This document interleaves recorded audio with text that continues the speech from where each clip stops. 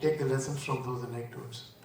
Anecdote one, when I was in the 9th grade, about your age, 15 or so, at the Central School, Kendriya Vidyalaya in Trivandrum.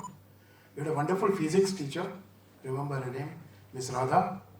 She made physics classes very interesting, but still so much theory and having to learn those lessons by heart and rewrite all those exams somehow dampened, as your principal Davidson said. I was always wanting to do more things by hand, practicals and so on.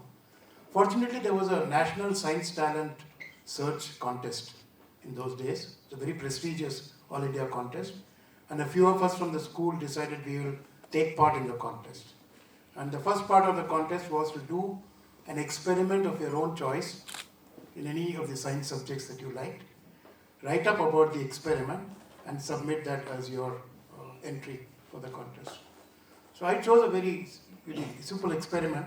I took tubes of different sizes, glass tubes.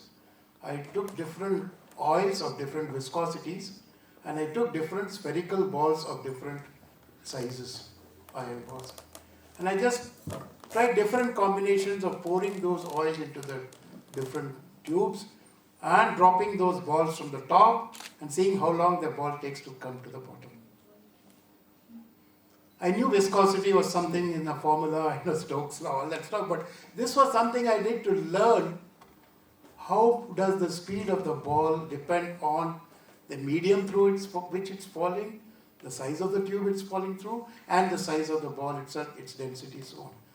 This was the first eye-opener for me to learn things by doing. And I fully agree when the principal says that the more and more we can do this, I think the better and better we learn things in life. Okay. Anecdote 2. Indian Institute of Technology, Kharagpur, where I got in 1969, many years, or 50 years back actually, exactly. And I loved physics still, so we had a book called Halliday and Resnick. I think all of you must be knowing of that, right? Wonderful book, written by 2 American authors. But still, too much theory and too much exam oriented. I used to spend most of my time in the library of the institute, which at that time was the best library in all of Asia. And I was reading all the old physics things, Newton's Principia and whatever I could lay my hand on, everything except my syllabus. And the first term exam I failed in physics. So then I had a choice to make. Do I learn for the sake of learning to satisfy myself, or do I learn for the sake of passing these exams? It's a tough choice. I could have continued spending all the hours in the library and continued failing, and then I would have been thrown out of the institute. I said that's not what my parents would want. So I decided I'd do a bit of both. I would spend some time in the library still reading what I like to read, but then I thought, I coined the term smart learning. How do I learn so that I get enough to get through the system, pass, get the grades, get your CGPA and you get a job if you can. But at the same time, how not to sacrifice my interest to learn something. Even today I read physics books. My wife is a physics lecturer at Vidya Mandir College. And we talk a lot of things about physics, whatever happened. So I think this is the question. How do you draw a balance between learning for the sake of learning, for your own pursuit of your happiness, versus learning for satisfying the rest of the system, your parents, your teachers, your school. You need to do both. It's not an either or thing anyway. And the last anecdote, more recent in the institute, I teach a subject called project management, which again is a very interesting subject, but if I teach all of the operational research and mathematics and network analysis and stuff, I find the class started losing interest. So I introduced the concept of a study project. Every time I teach this course, I would ask the participants, we used to get participants from various departments, science, engineering, all departments in the institute, a class of 40, 50 students, and I'd break them into groups of 4 or 5 each, and I would ask each group to please come up with a project of your own interest.